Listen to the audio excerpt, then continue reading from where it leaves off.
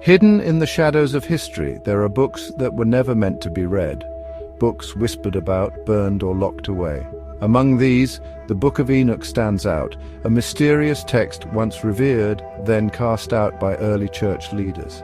Why was it banned? Its pages tell stories of angels who fall from grace, giants who walk the earth, and secrets that challenge everything we think we know. For centuries, the Book of Enoch was hidden, declared dangerous, even heretical, yet it survived, resurfacing in lost caves and distant churches.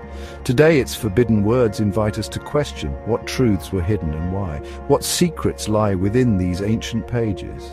Join us as we open the Book of Enoch and step into a world where the lines between heaven and earth blur and forbidden knowledge waits in the shadows. The Book of Enoch was hidden behind a single powerful word, Pseudepigrapha, meaning falsely attributed. This label was a stamp, a warning, and a sentence all at once. Church leaders branded Enoch's book as dangerous, declaring it forbidden, unfit for the faithful, and locking it away from the eyes of believers. The reasons were many: fear of its stories, its challenge to authority, and its mysteries that did not fit the official story. For centuries, the Book of Enoch was lost, its pages scattered, its voice silenced. But secrets have a way of returning. Today, the Book of Enoch stands as a mystery, once condemned, now re-emerging, still asking, why was it hidden, and what truths were too dangerous to keep? Though the Book of Enoch was suppressed and excluded from the Canon, its influence lingered in both early Christianity and Judaism. Its ideas, celestial hierarchies, judgment and visions of the end, echoed through sacred writings, even as official voices tried to silence them. Even as church leaders drew lines and labeled Enoch forbidden, its stories and visions survived, quoted, whispered, and preserved at the edges of faith. Now, as we open the Book of Enoch itself, we step into a world of fallen angels, cosmic journeys, and secrets that shaped spiritual imagination for centuries. So we arrive at the threshold of this forbidden book, faced with an unavoidable and deeply unsettling question. What were they trying to hide? Why go to such lengths to suppress a text that was so clearly foundational to early Christian and Jewish thought? This was not a minor, obscure writing. It was a bestseller of its day, a work of immense influence quoted as prophecy within the canon itself. The decision to exclude it, to label it as false and dangerous, could not have been a casual one. It must have been driven by a powerful motive, a fear that the contents of this book posed a direct threat to the narrative the burgeoning church wished to control. The act of hiding something of this magnitude implies that its secrets were considered world-altering. Could the secret be the story of the Watchers? The Book of Enoch provides a far more detailed and disturbing account of the sons of God mentioned in Genesis 6 than the canonical text allows. It names the leaders of these fallen angels, details the specific forbidden knowledge they taught to humanity, weaponry, sorcery, astrology, cosmetic, and describes the monstrous giants, the Nephilim, that were born from their union with human women. This narrative offers a radically different explanation for the origin of evil on Earth. It wasn't just a serpent in a garden, it was a full-scale celestial rebellion and a contamination of the human lineage, a sin so profound that it required a world-drowning flood to cleanse. This could have been a truth too raw, too complicated for the simpler paradigm of original sin they sought to establish. Or perhaps the secret they sought to bury was Enoch's incredible journey through the cosmos.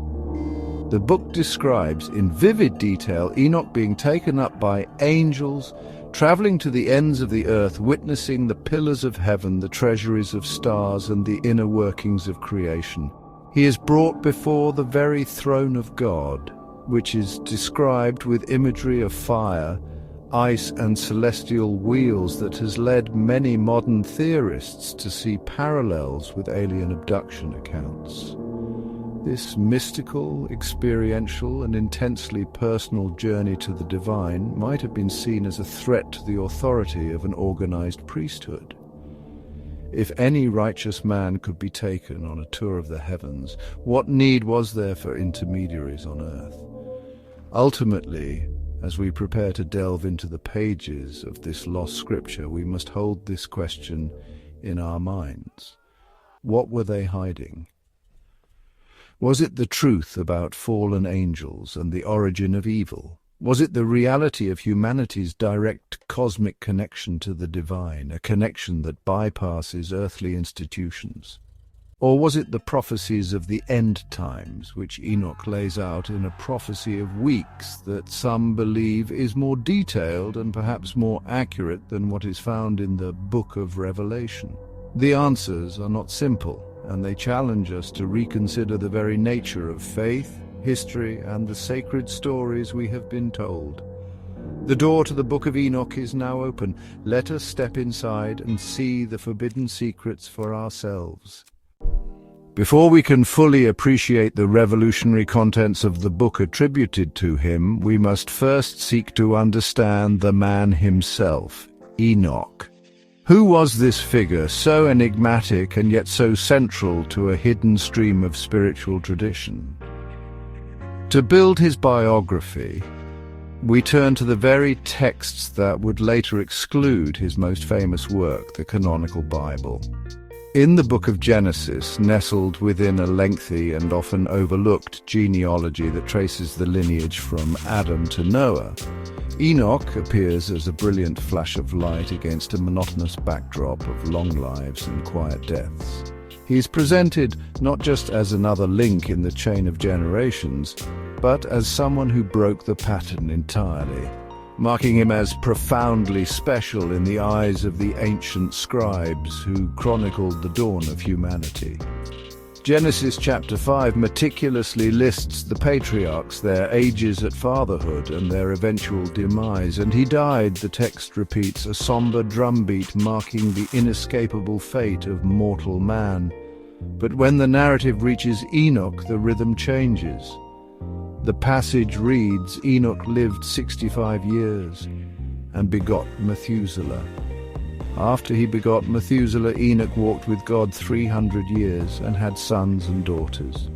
This phrase, walked with God, is unique and powerful. It is not used for any other patriarch in this lineage.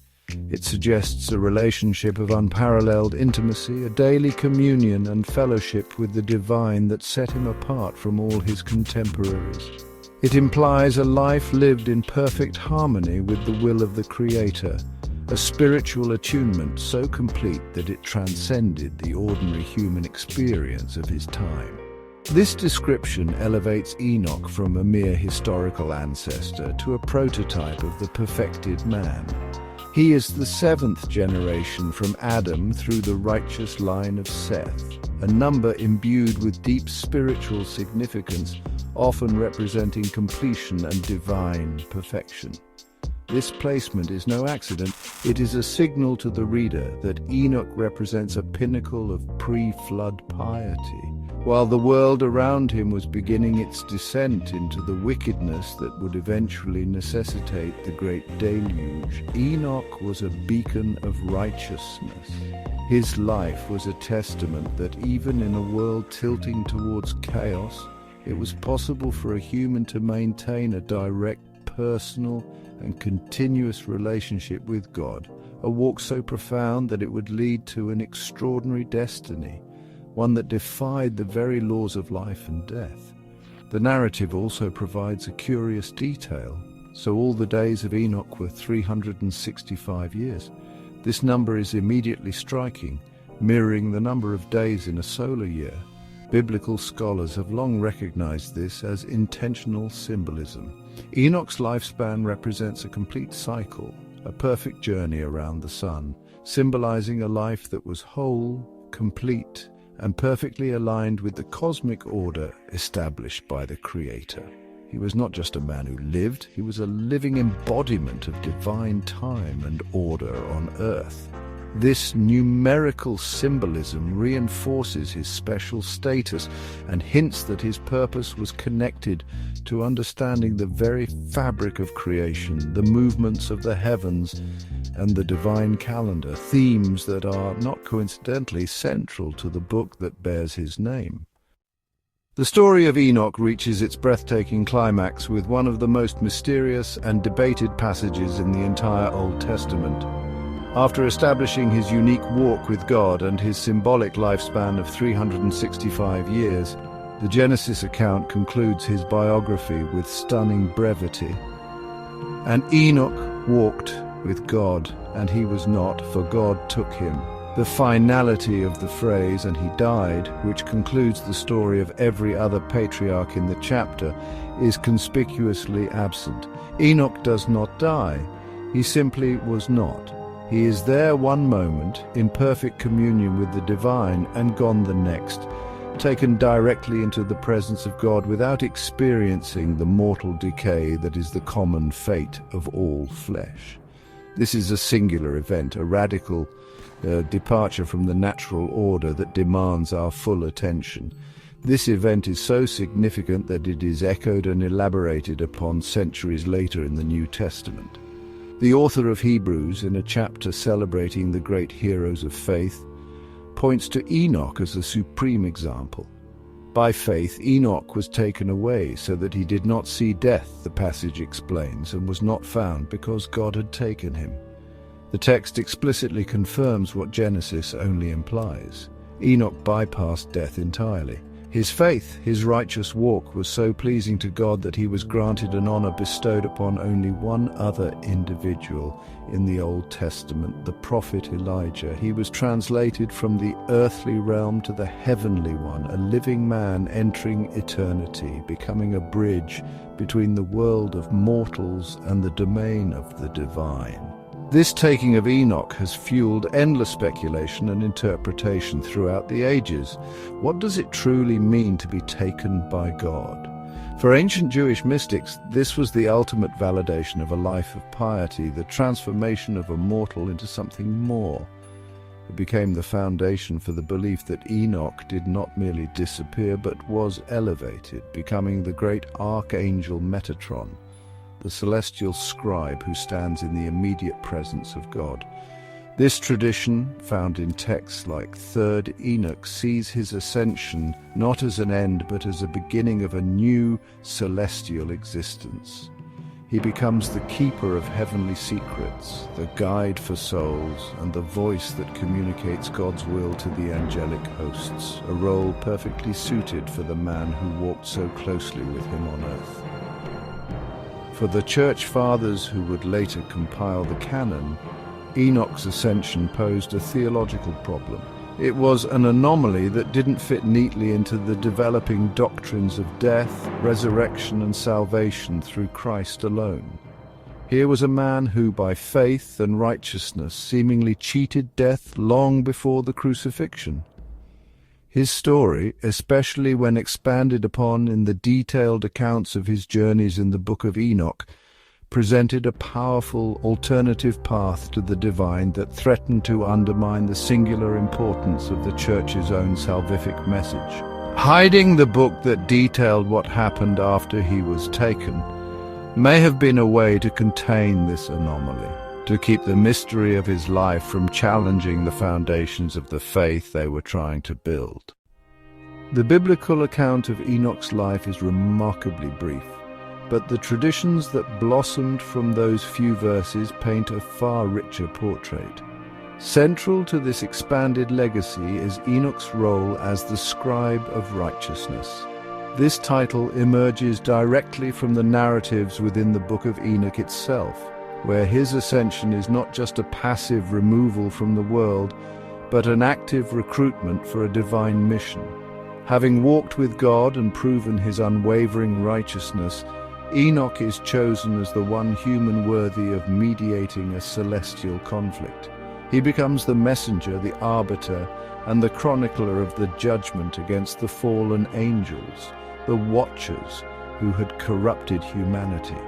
This role transforms him from a pious man into a key figure in a cosmic drama of epic proportions. In the Book of the Watchers, the first major section of First Enoch, the fallen angels, terrified of their impending doom, approach Enoch and implore him to write a petition on their behalf. They beg him to plead their case before the Most High, hoping that he, a mortal they once looked down upon, can secure their pardon. This is a stunning reversal of roles. The celestial beings who once held sway over humanity with their forbidden knowledge are now reduced to begging a human for help. Enoch, the scribe of righteousness, agrees to record their petition but delivers a divine rebuke instead. He travels in spirit to the throne of God and returns not with forgiveness but with a final, unalterable judgment against them, detailing their crimes and their eternal punishment. This function as a celestial scribe is profoundly significant. It establishes Enoch as the first human to receive and record direct, unfiltered revelation about the structure of the heavens, the nature of angels, the coming judgment, and the secrets of creation. He is given a tour of the cosmos, shown the storehouses of the winds and the foundations of the earth, and learns the laws that govern the stars and the seasons. He becomes the keeper of heavenly tablets, the repository of a wisdom that transcends anything attainable on earth. This legacy as the ultimate scribe of divine secrets is precisely why the various apocalyptic and mystical texts were attributed to him. His name became synonymous with access to hidden knowledge, making him the perfect authority for a book the Church would later want to hide. This legacy also provides a powerful motivation for the book's authors to use his name. By attributing their writings to Enoch, the scribe of righteousness who had seen the heavens, they were claiming an unparalleled source of authority. They were asserting that their words were not mere human speculation, but a transcript of divine reality, passed down from the one man who had been behind the veil and returned to tell the tale. This made the text incredibly powerful for its ancient audience, but also incredibly dangerous for later religious authorities. A book claiming to be a direct report from God's chosen scribe, containing details that contradicted or complicated their own developing theology, was a threat that could not be ignored. The Book of Enoch opens a chilling chapter that the canonical Book of Genesis only hints at, transforming a few vague verses into a detailed and terrifying narrative of cosmic treason. It begins not on earth, but in the heavens, among a specific order of angels known as the Watchers. Their purpose was to observe and guard humanity, to be celestial shepherds over the burgeoning human flock. Yet, as mankind multiplied and beautiful daughters were born, these guardians became corrupted by their own observations. A profound and forbidden lust began to fester within their celestial hearts, a desire that would violate the most fundamental laws of creation, blurring the sacred boundary between the divine and the mortal. This was not a singular fall, but a conspiracy, a planned and deliberate descent into sin. The narrative in Enoch pinpoints the moment this conspiracy solidified. The angels, the children of the heaven, saw the daughters of men and were consumed by desire. They spoke amongst themselves, their whispers turning into a plan. "Come, let us choose us wives from among the children of men and beget us children." It was a mutual temptation, a shared corruption. However, one among them, a leader named Semyaza, voiced a moment of hesitation. He feared not the sin itself, but the possibility of being the sole bearer of its consequences, stating, "I fear ye will not indeed agree to do this deed, and I alone shall have to pay the penalty of a great sin." His fear was not of God's wrath, but of abandonment by his co-conspirators, a chilling insight into the self-serving nature of their rebellion. This fear was quickly placated not by righteousness, but by a deepening of the conspiracy. To ensure that no single angel would bear the blame, they decided to bind themselves together with an unbreakable pact. The text states, "Let us all swear an oath and all bind ourselves by mutual imprecations not to abandon this plan but to do this thing." This was the point of no return. They swore a unified oath, invoking curses upon themselves should any of them falter. This act transformed a sinful desire into an organized, oath-bound rebellion against the divine order. It was a calculated transgression, a formal declaration of their intent to defile themselves and corrupt the world they were meant to protect, all sealed with a curse. The location of this unholy pact is named with stark clarity. 200 of these watchers, a significant legion, descended from the heavens in the days of Jared, the father of Enoch. They landed upon the summit of Mount Hermon, a peak that sits on the border of modern-day Syria and Lebanon. The book explains that the mountain itself was named for their act, because they had sworn and bound themselves by mutual imprecations upon it. Mount Hermon became the beachhead for their celestial invasion, the sacred ground they desecrated with their profane oath. From this peak, they would descend upon an unsuspecting humanity, bringing with them a tide of forbidden knowledge, unnatural desire, and monstrous consequences that would forever scar the face of the earth and necessitate its near-total destruction. The fall of the Watchers was not merely a sin of lust, it was a catastrophic breach of cosmic protocol, an illicit transfer of knowledge that humanity was not prepared to receive. The angels did not just take wives and defile themselves, they became teachers, opening Pandora's box and unleashing secrets that would accelerate humanity's corruption at an exponential rate. Each of the angelic leaders specialized in a different form of forbidden law, systematically poisoning every aspect of human culture. The Book of Enoch provides a detailed indictment listing the specific secrets taught by these celestial traitors. Semjaza, their primary leader, taught enchantments and the cutting of roots, introducing humanity to the arts of sorcery and the manipulation of nature for magical purposes, twisting creation to serve ungodly ends. Among these corrupting teachers, one angel is singled out for the particularly destructive nature of his lessons, Azazel. His teachings struck at the very heart of human society, fundamentally altering its course toward violence and vanity. The text states, "And Azazel taught men to make swords and knives and shields and breastplates." He introduced the art of metallurgy, not for creation but for destruction, giving humanity the tools for organized warfare and bloodshed. He armed them for slaughter, transforming interpersonal conflicts into battles and wars. This single act unleashed a terror previously unknown, a cycle of violence that would stain the earth with blood for all generations to come. Azazel did not just teach a skill, he taught the very concept of industrialized killing. Azazel's corrupting influence extended beyond the battlefield and into the realm of human perception and vanity. He made known to them the metals of the earth and the art of working them, and bracelets and ornaments. He taught the use of antimony for the beautifying of the eyelids, and all kinds of costly stones and all coloring tinctures. This may seem trivial compared to the invention of swords, but it represented a deeper corruption, a shift in focus from inner righteousness to outward appearance, from natural beauty to artificial adornment. It fostered pride, envy, and materialism, sins of the spirit that would lead to societal decay. He taught humanity to covet, to judge by appearances, and to value the superficial over the substantial, creating a culture ripe for godlessness and fornication.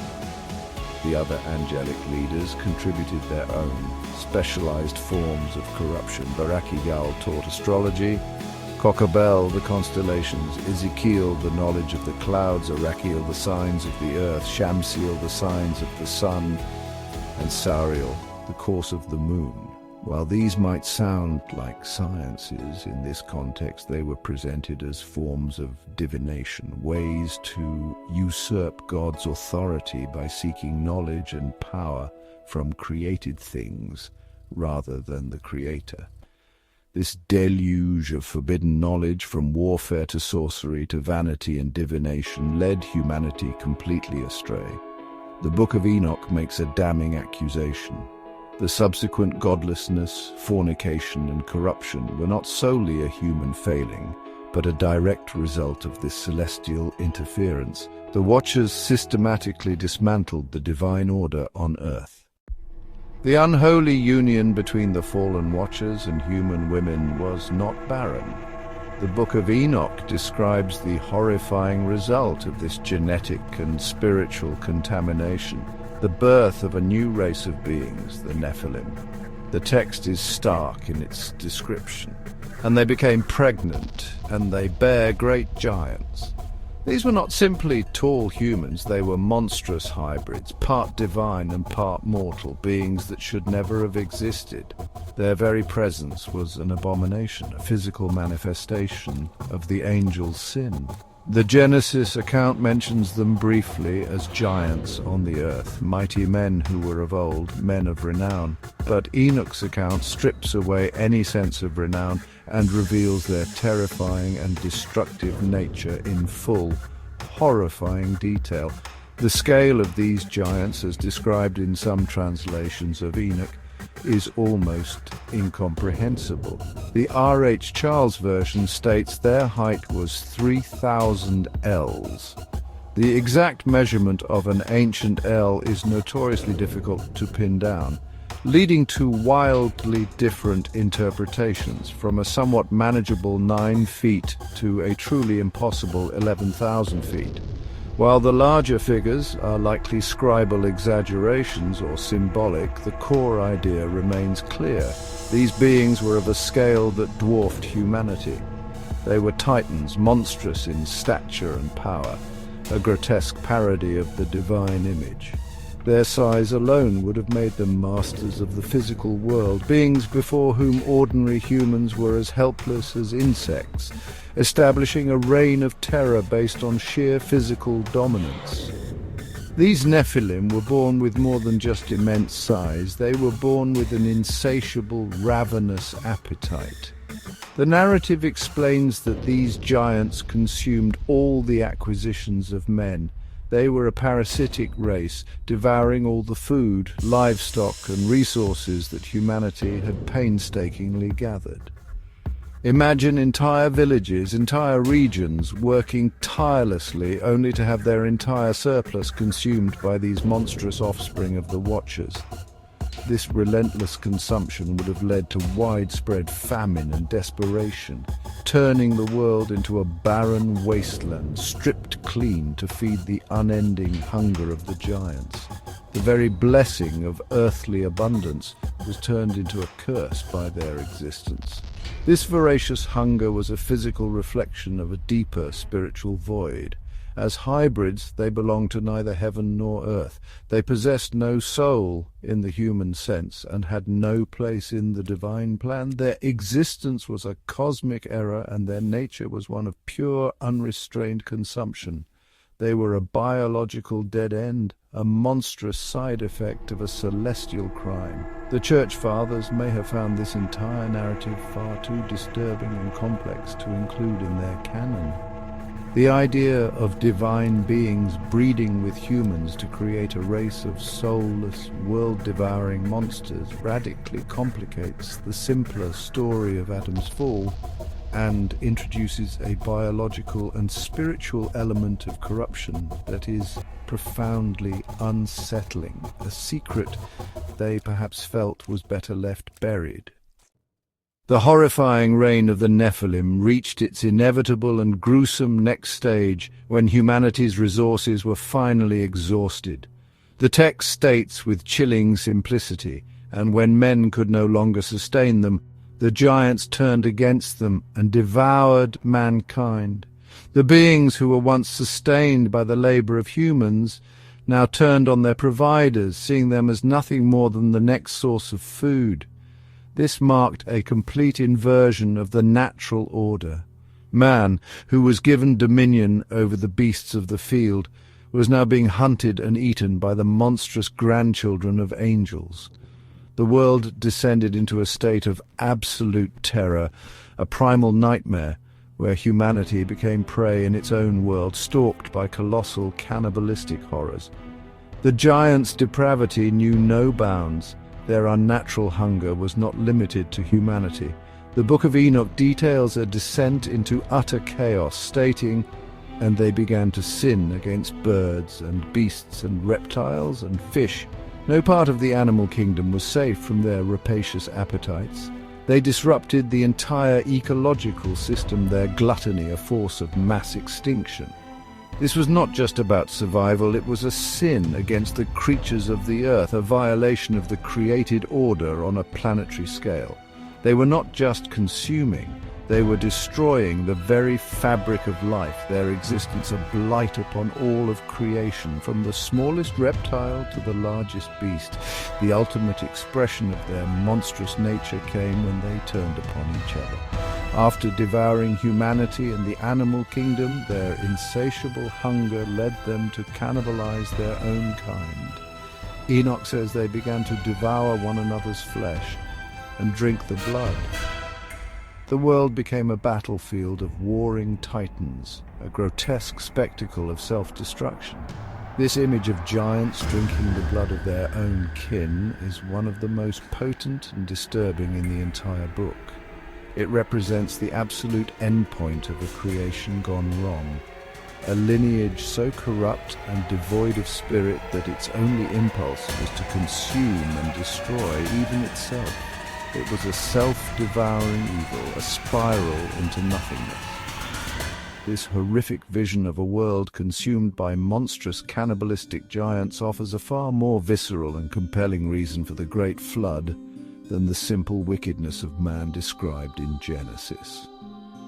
In Enoch's account, the world was not just morally corrupt, it was physically and genetically contaminated. It was overrun by an invasive hybrid species that was systematically destroying all life on the planet.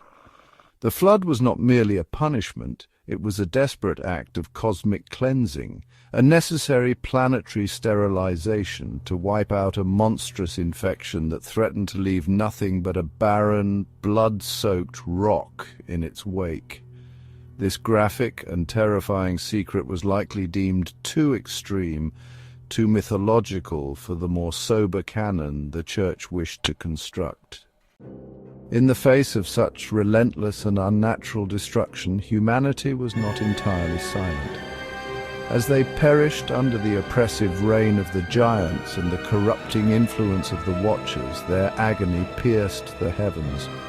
The Book of Enoch personifies their collective suffering, stating, "And as men perished they cried, and their cry went up to heaven." This was not just a cry of individuals, but the unified scream of a species on the brink of annihilation.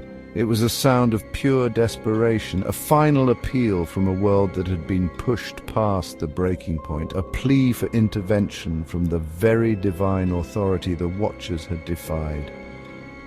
The suffering on earth had finally become so great that it created a resonance that could be felt in the celestial realms. This cry for help did not go unheard. The narrative shifts from the blood-soaked earth back to the heavens, where the righteous archangels, Michael, Uriel, Raphael, and Gabriel, looked down and witnessed the full scope of the catastrophe. They saw the great deal of blood being shed upon the earth and all lawlessness being wrought upon the earth. They heard the souls of men making their suit, saying, "Bring our cause before the Most High." It was these holy angels who acted as advocates for humanity, carrying the cry of the afflicted directly to the throne of God. They bore witness to the crimes of the fallen, detailing how Azazel filled the earth with violence and how the Watchers revealed eternal secrets, defiling humanity and spawning monstrous giants.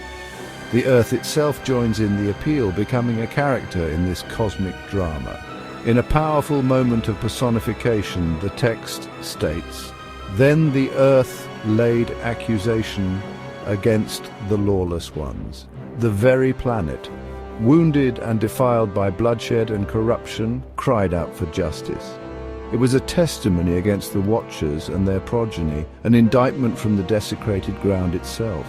This concept of the earth having a voice, of it being an active participant that can suffer and accuse, is a profoundly mystical and ecological idea.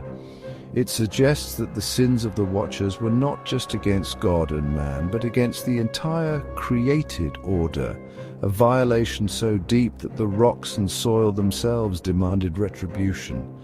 This collective cry from humanity, the archangels, and the earth itself sets the stage for the divine response. It moves the narrative from the problem to the solution, from the crime to the judgment. The council in heaven, presided over by the Most High, the Holy and Great One, hears the case presented by the archangels and prepares to act.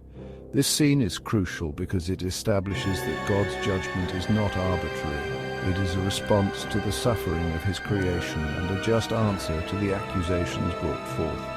The Church, in hiding this book, may have obscured this more detailed and legalistic vision of divine justice, preferring a simpler narrative, where God's actions are more absolute and less responsive to the specific cries of a tormented world. The heavenly council passes judgment. Azazel, the chief corrupter, is bound and cast into darkness, blamed for all sin. The Nephilim, monstrous offspring, are turned against each other, destroying themselves in a final war. The Watchers, led by Simjaza, are imprisoned for generations, forced to witness their children's destruction before facing fiery torment. A vision of divine justice far more complex than later texts would admit. The letter of Jude quotes Enoch directly, calling him the seventh from Adam, and using his prophecy to warn the early church. This created a lasting contradiction. The church canonized Jude, but rejected Enoch, exposing the messy political reality behind the formation of Scripture. The Church Fathers rejected Enoch to create a unified, controllable faith. Its wild cosmology and cosmic rebellion clashed with their doctrine of original sin and threatened their authority. By labeling Enoch heretical, they protected orthodoxy and distanced Christianity from Gnostic and mystical traditions. Excluding Enoch erased a vibrant, perilous cosmos filled with named angels, cosmic secrets, and direct revelation. The Church replaced this with a simpler, safer universe, centering sin and redemption on humanity and sidelining the terrifying legacy of the Watchers and their monstrous children. While the West suppressed Enoch, the Ethiopian Orthodox Church preserved it as scripture, keeping its stories and cosmology alive. This Ethiopian exception became a time capsule, revealing what Christianity might have been if Enoch's vision had not been hidden, a reminder that the boundaries of Scripture have always been fluid. After being commissioned as the scribe of righteousness to deliver judgment to the fallen Watchers, Enoch is granted a vision that stands as one of the most awe-inspiring and terrifying accounts of the divine in all of ancient literature. This is not a parable or a dream, but described as a direct, personal experience of stepping into the very throne room of God. The journey begins with him approaching a structure that defies earthly architecture, a wall built of shimmering crystals, yet paradoxically surrounded by licking tongues of fire, a combination of ice and flame that immediately instills a profound sense of fear. This juxtaposition of opposing elements signals a departure from the known laws of physics, a clear sign that Enoch is crossing a threshold into a reality altogether different from our own, a realm where contradictions coexist in a terrifying harmony. Passing through this fiery, crystalline barrier, Enoch enters a large house also constructed of crystal. The description is vivid and disorienting. The walls are like a tessellated floor of crystal, the groundwork is crystal, and the ceiling is a breathtaking and dynamic display. Like the path of the stars and the lightnings, Between these celestial phenomena are fiery cherubim, and the very air, the heaven of this place, is as clear as water. The entire structure is alive, surrounded by a flaming fire, its portals blazing. Enoch steps into this house and is immediately assaulted by impossible sensations. It is hot as fire and cold as ice. There is no comfort here, no delights of life, only overwhelming fear and a trembling that seizes his entire being, causing him to collapse upon his face in utter terror. As he lies prostrate, quaking in fear, a new vision unfolds. A second house appears, greater than the former, with its portal standing wide open, built entirely of flames of fire. The sheer magnificence of this inner sanctum is beyond human language. Enoch confesses that he cannot describe to you its splendor and its extent. Its floor is fire, its ceiling is fire, and above it are more lightnings and stars. It is within this second, more intense chamber of fire that he beholds the object of his journey. A lofty throne, its appearance is like crystal, but its wheels, in a vision that directly prefigures the later prophecy of Ezekiel, are like the shining sun. From beneath this throne, streams of flaming fire pour forth, so intensely brilliant that he cannot look directly at it. Seated upon this throne of crystal wheels and fire is the great glory, God himself. His raiment is described with superlatives, shining more brightly than the sun and being whiter than any snow. The sheer intensity of this presence is a protective barrier. No angel can enter or behold his face by reason of the magnificence and glory, and no mortal flesh could possibly survive the sight. A great fire stands before him, and he is surrounded by an infinite host, 10,000 times 10,000, yet he needs no counsel. It is from this epicenter of unimaginable power and light that a voice calls out, breaking through Enoch's terror. "Come hither, Enoch, and hear my word. The man who walked with God is now summoned to stand before him." Leaving the throne room, Enoch is taken on a journey so strange, so divorced from the terrestrial experiences of an ancient man, that it has become a cornerstone for modern ancient astronaut theorists. The narrative shifts from a purely spiritual vision to what reads like a physical transportation. Enoch describes being taken by his angelic guides to a series of incredible places, beginning with one in which those who were there were like flaming fire, and when they wished, they appeared as men. This description of beings who can shift form between fiery energy and a humanoid appearance is striking, suggesting advanced entities whose nature is not fixed. They are his escorts, his pilots, on an unprecedented tour of the hidden corners of creation, a journey that seems to defy the known laws of geography and physics. The journey immediately plunges into extremes. They bring him to the place of darkness and then to a mountain, the point of whose summit reached to heaven, a classic symbol for a place that connects the earthly and celestial realms. Here he is shown the places of the luminaries and the treasuries of the stars, suggesting an astronomical observatory or a vantage point from which the cosmos can be viewed in its raw, unfiltered glory. He sees the sources of thunder, where a fiery bow and arrows and their quiver are stored. A mythological yet functional description of the mechanics of lightning. He is being shown the engine room of the weather, the celestial armory that controls the most powerful forces of nature, a level of knowledge far beyond the reach of any mortal. The tour continues, moving from the celestial to the terrestrial, but viewed from a perspective that seems to be high above. He is taken to the living waters and to the fire of the west, which receives every setting of the sun. This sounds like a description of the ocean at sunset, but seen from a rapid aerial viewpoint. He then comes to a river of fire, in which the fire flows like water, which discharges into the great western sea. This could be a volcanic lava flow or something more symbolic, but the imagery is consistently one of immense elemental power. He sees the great rivers and comes to the great darkness, a place where no flesh walks. This suggests a journey to the desolate, uninhabited parts of the planet, like the polar regions or vast deserts. This journey is why many modern readers see not a spiritual vision, but a technological one. They interpret Enoch's account as the testimony of a primitive man trying to describe an experience with advanced extraterrestrial beings and their spacecraft.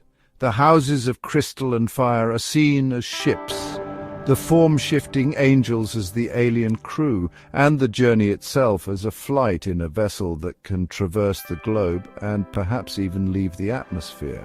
While this is a modern interpretation, it highlights just how profoundly strange and non-mythological these passages feel. Enoch is not just telling a story, he is reporting on what he saw, and what he saw bears an uncanny resemblance to a journey to the stars, a secret too strange for the church to sanction.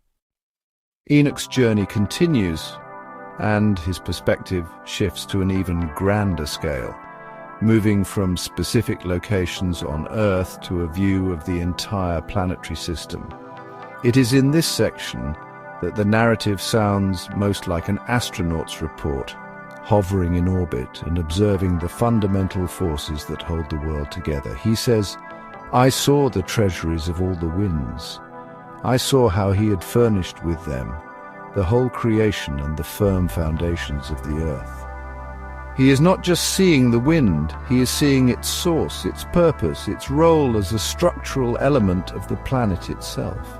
This is a scientific and cosmological vision, a glimpse into the very blueprint of creation, far beyond the scope of a simple earthly tour. From this incredible vantage point, he beholds the very architecture of the planet. "And I saw the cornerstone of the earth," he states, a powerful image suggesting he is witnessing the linchpin of the physical world. He then sees the four winds which bear the earth and the firmament of the heaven. This description is remarkable. The winds are not just atmospheric phenomena, they are presented as four cosmic pillars, forces that literally support and stabilize both the planet and the dome of the sky. He sees how the winds stretch out the vaults of heaven, implying they are responsible for the expanse above, and how they have their station between heaven and earth. These are the pillars of heaven, the fundamental structures holding the world in place, a secret of cosmic engineering revealed. The scope of his vision expands even further beyond the planet to the solar system. "I saw the winds of heaven which turn and bring the circumference of the sun and all the stars to their setting," he reports. He is witnessing the mechanics of celestial motion, the forces that govern the orbits and rotations of the heavenly bodies. It's as if he is watching a grand cosmic clockwork, seeing the invisible gears that move the sun and stars across the sky. He then adds, "I saw the winds on the earth carrying the clouds. I saw the paths of the angels." This juxtaposition is telling. The same cosmic tour that reveals the physics of the planet also reveals the highways of celestial beings, blending the scientific with the spiritual in a single, unified vision of reality. This part of Enoch's journey presents a worldview that is both ancient and strangely modern. It is geocentric, as one would expect, yet it describes a complex system of interconnected forces and structures that is far more sophisticated than a simple flat Earth model. He sees the firmament of the heaven above at the end of the earth, confirming an ancient cosmology. Yet the description of seeing the planet's foundations and the forces governing celestial orbits from a detached, aerial perspective is utterly unique. This detailed, almost scientific description of the cosmos might have been another reason for the Church's discomfort. It offered a specific physical model of the universe that could be challenged, a secret better left in the ambiguous realm of metaphor. Enoch's journey takes him beyond the ordered cosmos and to its chaotic and terrifying outer limits. He proceeds to a place which burns day and night, a region of perpetual fire. Here he sees 7 mountains of magnificent precious stones arranged in a specific pattern, with the central mountain that reaches to heaven like the throne of God, made of alabaster with a summit of sapphire. This place is a boundary marker, a celestial landmark at the edge of the known universe. Beyond these beautiful but fiery mountains, he finds himself in a region at the end of the great earth. There the heavens were completed. He has reached the very edge of creation, the point where the structured universe gives way to something else entirely. What he finds beyond this boundary is a place of pure, unformed chaos, a terrifying void. He describes seeing a deep abyss, but this is no ordinary chasm. It is filled with columns of heavenly fire, and he saw columns of fire fall, which were beyond measure alike towards the height and towards the depth. This is a realm of raw, untamed energy. He then describes the place itself. It had no firmament of the heaven above, and no firmly founded earth beneath it. There was no water upon it and no birds, but it was a waste and horrible place. It is the ultimate abyss, a pocket of non-existence at the edge of reality, a cosmic wasteland devoid of all the elements of life and order. It is here in this horrifying abyss that Enoch discovers the fate of a different class of celestial rebels. He says, "I saw there 7 stars like great burning mountains. These are not the watchers who descended to earth, but celestial beings of a different order." When Enoch inquires about them, the angel explains their crime and their punishment. "This place is the end of heaven and earth," the angel says. "This has become a prison for the stars and the host of heaven. This abyss is a celestial Alcatraz, a maximum security prison for beings who have committed cosmic crimes." It's a revelation that expands the scope of divine judgment beyond just the watchers and humanity to the very stars themselves. The angel clarifies their transgression, and the stars which roll over the fire are they which have transgressed the commandment of the Lord in the beginning of their rising, because they did not come forth at their appointed times. Their sin was one of cosmic insubordination. They failed to maintain their proper place and time in the divine celestial order. For this crime of disrupting the cosmic clockwork, God was wroth with them and bound them till the time when their guilt should be consummated, even for 10,000 years. This concept of stars being sentient, responsible beings who can sin and be imprisoned was a profound secret. It presents a universe that is alive and morally accountable on every level, a notion far too radical and mythological for the later church to incorporate into its canon. Deep within the later sections of the Book of Enoch, in what is known as the Epistle of Enoch, we find a prophecy so detailed and structured that it stands as a rival to the Book of Daniel or Revelation. Known as the Apocalypse of Weeks, this prophecy divides all of human history, from creation to the final judgment, into 10 distinct weeks. Each week represents a different era characterized by specific events and moral qualities.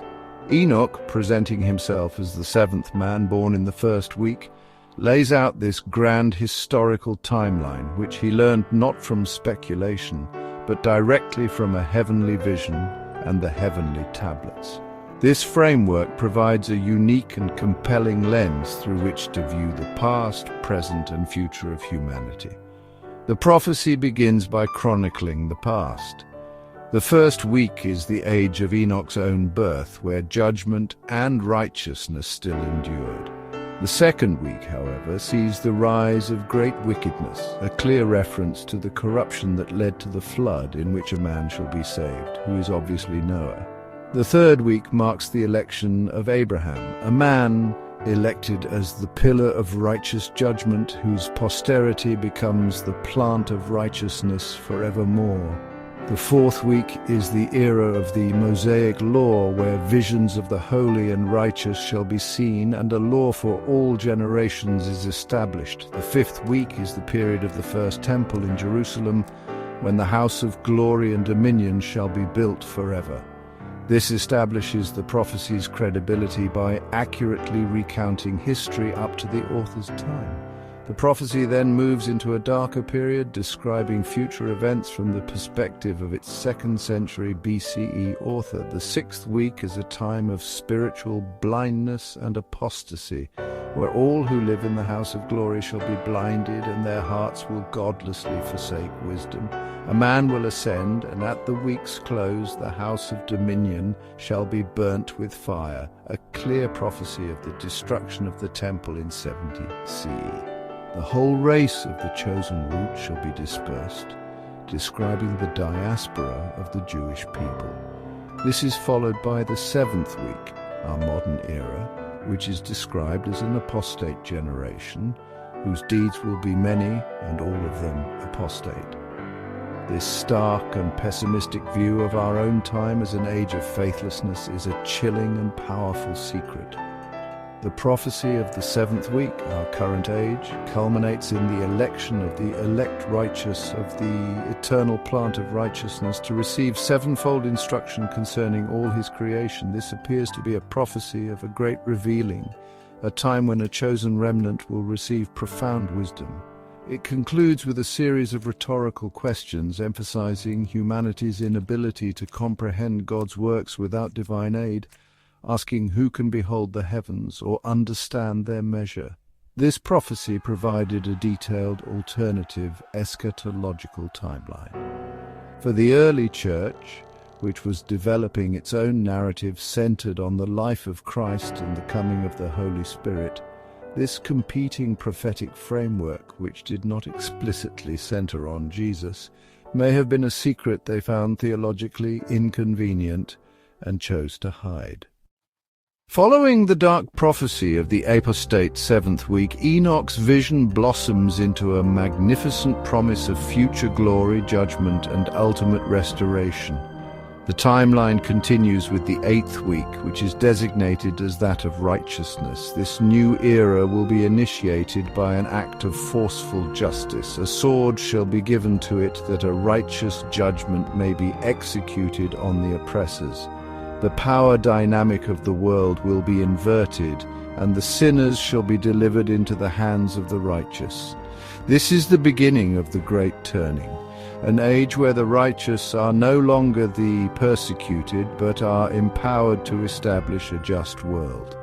At its close they will acquire houses through their righteousness, and a great house, a new temple, shall be built for the great King in glory forevermore. The 9th week continues this theme of global transformation. During this period, the righteous judgment shall be revealed to the whole world. The truth that was once hidden or rejected will become universally known and accepted. As a consequence, all the works of the godless shall vanish from all the earth, and the world shall be written down for destruction. This doesn't mean the physical world, but the worldly system of corruption and godlessness. It will be sentenced and dismantled, clearing the way for a truly new beginning.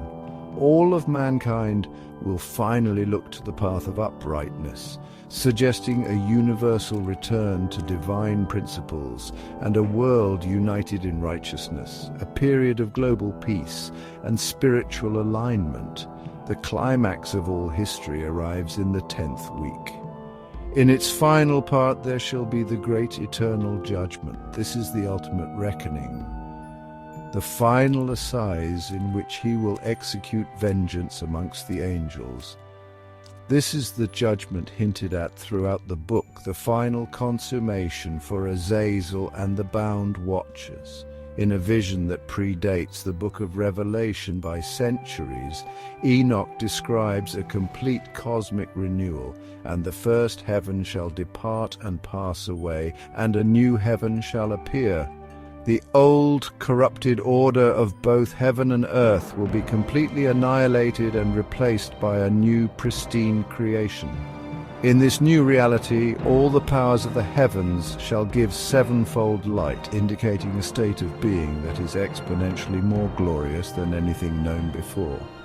This grand prophetic arc concludes with the vision of eternity, And after that there will be many weeks without number forever, and all shall be in goodness and righteousness, and sin shall no more be mentioned forever. This is the ultimate secret, the final promise, a complete and permanent eradication of sin and suffering, leading to an endless eternity of goodness. This detailed 10-stage prophecy of judgment and renewal, with its specific focus on the judgment of angels and the creation of a new heaven, provided a rich and compelling eschatology. The Church Fathers, in crafting their own canon, may have preferred the version in Revelation and hidden Enoch's account to avoid confusion and maintain a single authoritative vision of the end times, keeping this older, more detailed prophecy a secret from the faithful. Buried deep within the prophetic timeline of the Apocalypse of Weeks is a fascinating and profoundly significant passage that has stirred debate for centuries. In his vision of the third week, Enoch speaks of a pivotal moment in history when a specific individual will be chosen, setting the stage for a new trajectory for humanity. The text states that in the third week at its close a man shall be elected as the pillar of righteous judgment, and his posterity shall become the plant of righteousness forevermore. This language is incredibly potent. The figure is not just a leader or a king, but a pillar of righteous judgment, suggesting a foundational role in establishing divine justice on earth. This prophecy, written long before the birth of Jesus of Nazareth, has been interpreted by many as a clear pre-Christian prediction of the coming Messiah. While traditional interpretations often link this figure to the patriarch Abraham, whose covenant marked a new beginning for the people of God, the language used by Enoch seems to hint at something more. The term pillar implies a structural support for the entire world's moral framework, and the promise of his posterity becoming an eternal plant of righteousness resonates deeply with later Christian concepts of the Church as the body of believers. This prophecy suggests that a single elected individual would become the conduit through which a new, everlasting form of righteousness would be introduced to the world. For an ancient Jewish audience, this would have been a powerful message of hope, a promise that God had a specific plan embodied in a chosen one to rectify the course of history. This Enochian prophecy complicates the timeline of messianic expectation. It demonstrates that the hope for a divine agent of salvation and judgment was not a concept that simply appeared with the later prophets like Isaiah, but was a deeply ingrained part of the mystical and apocalyptic traditions of Second Temple Judaism. Enoch presents this figure not as a king who will conquer with the sword, but as a pillar of judgment, a figure whose primary role is to establish a new standard of righteousness. This emphasis on justice and moral foundation offers a different flavor of messianic hope, one that is less political and more cosmic in its scope, a secret that provides a richer context for the world into which Jesus was later born. The early Church Fathers, in their efforts to establish the unique and unparalleled nature of Jesus Christ, may have found prophecies like this one to be inconvenient. While it could be seen as a confirmation of their beliefs, it also demonstrated that the concept of a Messiah was part of a broader, older tradition that existed outside of their direct textual lineage. Hiding the Book of Enoch would have helped to streamline the prophetic narrative, making the Old Testament prophecies they chose to highlight seem more direct and exclusively pointed towards Jesus. This hidden prophecy, however, reveals that the river of messianic hope was wider and deeper than the canonical texts alone might suggest. Enoch's prophetic timeline, moves from the ancient past right into a future that, bears an unsettling resemblance to our own world today. After describing the heights of the house of glory and sadly its subsequent destruction, the prophecy arrives at the seventh week, an era that, according to many interpreters, seems to correspond to the modern age. Enoch's description of this period is frankly stark and deeply pessimistic, a chilling diagnosis of a world that has lost its spiritual moorings. He foresees quite clearly that in this seventh week an apostate generation arise, and many shall be its deeds, and all its deeds shall be apostate. Now the word apostate is key here. It means to renounce or abandon a religious or political belief. Enoch prophesies a global era defined by a collective turning away from divine wisdom and truth. This vision of a worldwide apostasy, well, resonates powerfully with many modern observers of our society. The prophecy points to an age characterized not by ignorance, but by a willful rejection of sacred principles. It speaks of a generation whose actions are numerous, but really fundamentally empty of spiritual truth. Guided instead by materialism, godless ideologies, and a pervasive forsaking of wisdom. When we look at the state of the world today, the endless conflicts, the rampant consumerism, the decay of traditional values, and a culture that, more often than not, celebrates the very things ancient scriptures would condemn, it is difficult not to see the reflection of Enoch's seventh week staring right back at us. It is, in a sense, a secret mirror held up from the distant past, showing us a stark and, honestly, uncomfortable image of ourselves. The prophecy for this apostate generation, though, is not without a glimmer of hope. Enoch states that at the close of this dark week the elect righteous of the eternal plant of righteousness shall be chosen. This suggests that even within this age of widespread faithlessness, a remnant will be selected, a group of individuals who have held fast to the truth. These elect will be given a special gift. They are chosen to receive sevenfold instruction concerning all his creation. This implies a great revelation, a profound unveiling of cosmic secrets and divine wisdom that will be granted to a worthy few at the very climax of the apostate age, preparing them for the great transition that is to follow. This prediction of a final, profound revelation to a select group was, quite honestly, a potentially dangerous idea for an institutional church. It suggests that the most important truths are not to be found in established doctrines, but will be revealed anew at the end of the age to an elect group that exists outside of mainstream structures. This is a subversive secret, empowering individual seekers and small communities of the faithful over the large, established religious hierarchies. Hiding this prophecy allowed the Church to maintain its position as the sole repository and interpreter of divine truth, rather than having to contend with a prophetic model where God bypasses them to speak directly to a chosen remnant in the final days. Enoch's prophecy of the weeks, you see, does not end in the darkness of the apostate generation.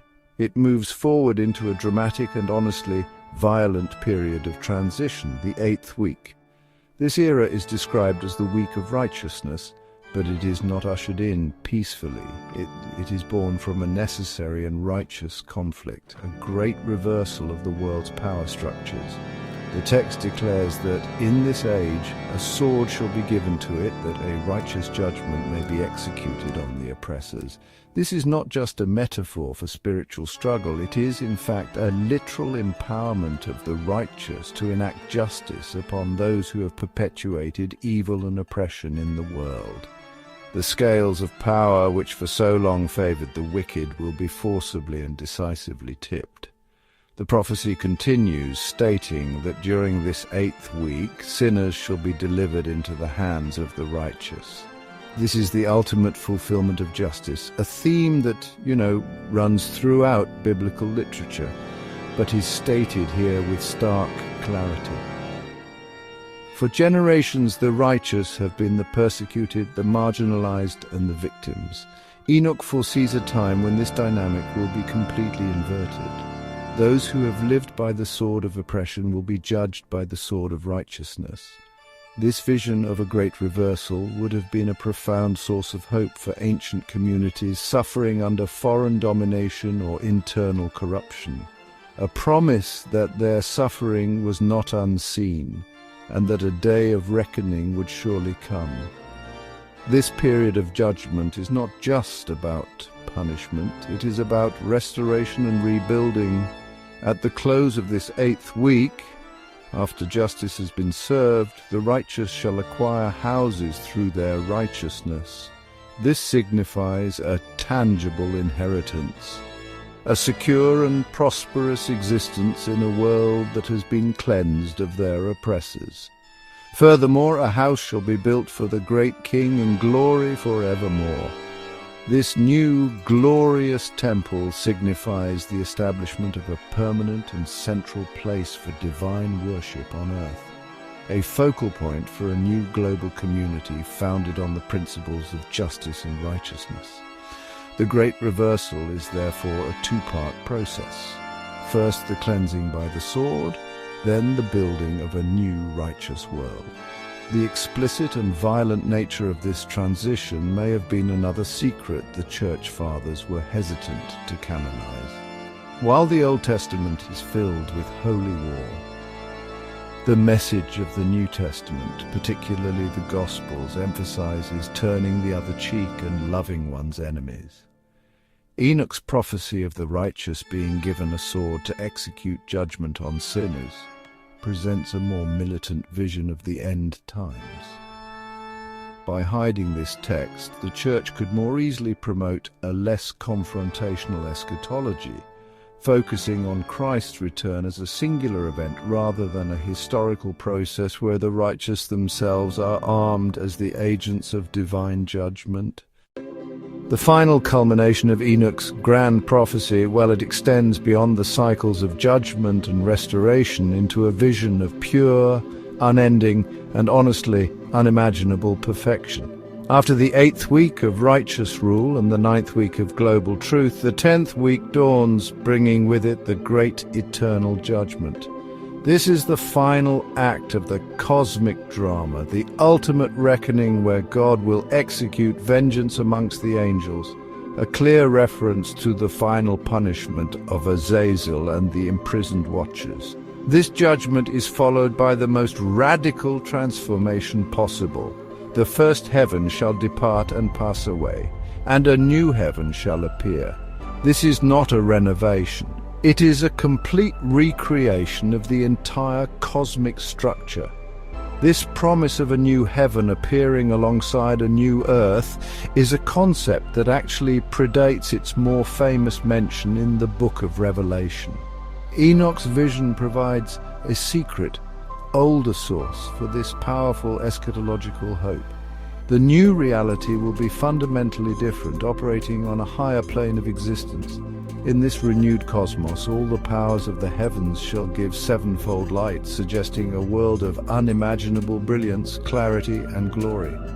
The old creation, tainted by angelic rebellion and human sin, will be wiped away entirely, replaced by a universe that is pristine, perfect, and radiating with a divine energy that is, exponentially greater than anything that came before it.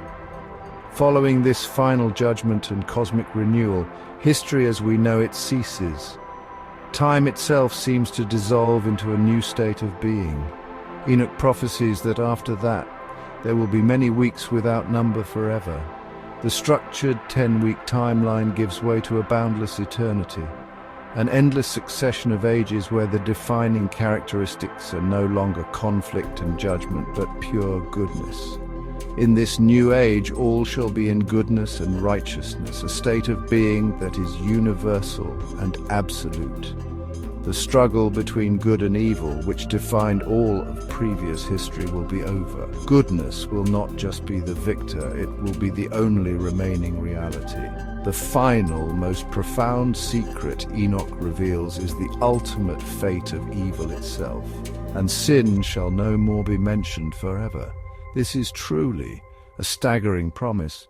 Sin will not just be forgiven or suppressed, its very memory, its very concept will be erased from existence. It will become an unthing, a forgotten shadow from a former discarded creation. This is the ultimate hope offered by the Book of Enoch, not just a new world, but a new state of consciousness, a new reality where evil is so completely and utterly vanquished that it ceases to have ever been. This powerful and absolute vision of a sinless eternity is perhaps the greatest of all the secrets the Church hid. A promise of a future so perfect it really does defy all human understanding. As we draw our journey through this forbidden scripture to a close, we are left standing in the long shadow of its immense and complicated legacy. The Book of Enoch is far more than a mere historical curiosity or a collection of strange fables. It is really an unsilenced echo from a distant past, a voice that refused to be muted despite centuries of official suppression and condemnation. Its survival is in itself a miracle, a testament to the profound impact it had on the human spirit. Preserved in the highlands of Ethiopia and rediscovered in the caves of Qumran, the book has re-emerged into our modern consciousness not as a relic but as a living text that continues to challenge, inspire and mystify all who encounter its pages. Its legacy is not one of dusty irrelevance, but of persistent and often subversive spiritual influence. The spiritual inheritance of Enoch is well multifaceted. It has provided a deep well of inspiration for mystical traditions that have always flowed just beneath the surface of mainstream religion. From Jewish Kabbalists who saw in Enoch's transformation into Metatron, a blueprint for human potential, to Christian Gnostics who revered his secret knowledge, to modern esoteric seekers who find in his journeys a map of the hidden cosmos, the book has served as a foundational text for those who dare to look beyond the veil. It champions a path of direct, experiential spirituality, a walk with God that culminates not in death, but in ascension and the reception of divine wisdom. This legacy empowers the individual seeker, suggesting that the greatest truths are not always found in sanctioned doctrines, but can be experienced firsthand. Furthermore, the Book of Enoch has left an indelible, if often unacknowledged, mark on the very scriptures that supplanted it. Its cosmology, its angelology, and its apocalyptic visions saturated the spiritual atmosphere of the Second Temple period, becoming part of the conceptual vocabulary for the writers of the New Testament. The descriptions of the fiery abyss, the binding of fallen angels, the coming judgment, and the promise of a new heaven are all themes that were powerfully articulated in Enoch before they were echoed in the canonical epistles and the Book of Revelation. Its legacy, therefore, is also one of a ghostwriter for the Bible, a hidden source whose contributions were absorbed even as its name was being erased, a secret collaborator in the story of Western faith. Ultimately, the enduring legacy of the Book of Enoch is one of profound mystery. It asks more questions than it answers and opens doors to realities that are both terrifying and sublime. It presents a vision of our origins that is far stranger and more complex than the one we have been taught. A world entangled in a cosmic war from its very beginning. It forces us to confront the uncomfortable possibility that our sacred histories have been edited, that crucial chapters have been torn out, and that the story of humanity is bigger, darker, and more wondrous than we have been led to believe. This unsilenced echo invites us not to a set of easy answers, but to a deeper and more honest engagement with the unknown. At the heart of the enigma surrounding the Book of Enoch lies the fundamental question of its origin. As we stand back and survey its epic scope, from the fall of the Watchers to the tour of the cosmos and the detailed prophecy of the ages, we are honestly forced to ask, where did this all come from? Is this text, as its ancient proponents believed, a genuine record of divine revelation, a transcript of secrets whispered to a righteous patriarch from beyond the veil? Or is it a monumental work of human imagination, a religious novel of unparalleled creativity crafted by anonymous scribes and mystics during a turbulent period of Jewish history. The answer we lean towards dramatically shapes how we approach the forbidden secrets contained within its pages, defining them as either literal truth or profound metaphor. The case for divine revelation rests on the book's own claims and its incredible internal consistency.